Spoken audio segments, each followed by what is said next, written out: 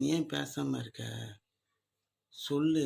உனக்கு என்ன தோணுது சொல்லேன்" அப்படின்னு சொல்லின்னு இருக்கு. அதான் தூங்கி எழுந்தோனையும் பேசிடலான்ட்டு.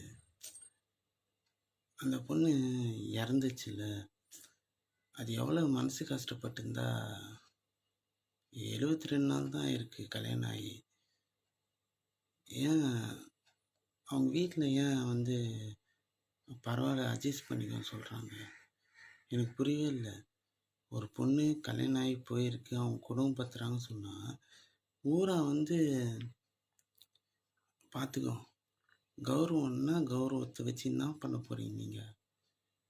இது வந்து இந்த பதிவு யாருக்குன்னா, எல்லா லேடிஸு பெற்ற அம்மா அப்பாவுக்கு தான். எங்கள் வீட்லேயும் என் தங்கச்சி இருக்குது. எனக்கும் என் தங்கச்சியும் கல்யாணம் பண்ணி தான் கொடுத்துருக்கோம். அந்த பொண்ணு இறந்தது வந்து நம்மளுக்கே ஒரு பதட்டமாக இருக்குது. என்னடா வாழ்க்கை இது அப்படின்ட்டு.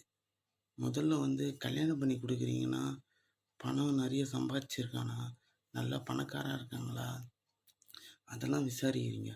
ஆனால் அதெல்லாம் முக்கியம் இல்லை ஃப்ரெண்ட்ஸ். அம்மா அப்பா அவங்க குடும்பம் நல்லா இருக்கான்னு பாருங்கள். ஏன்னா வேலைக்கு போயிடுவான்.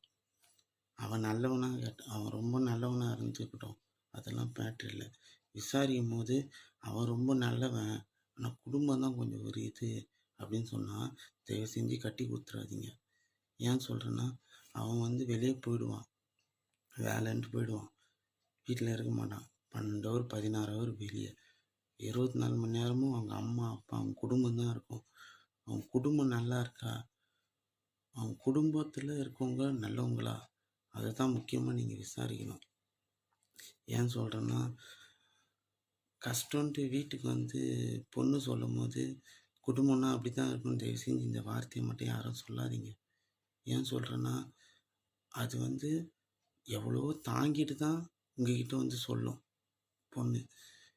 எல்லாத்தையும் அட்ஜஸ்ட் பண்ணிலாம் பார்த்துட்டு தான் கடைசியாக உங்ககிட்ட வந்து சொல்லும். அப்போ வந்து நீங்கள் தயவு செஞ்சு வந்து இந்த ஒரு டைலாக் மட்டும் சொல்கிறாதீங்க.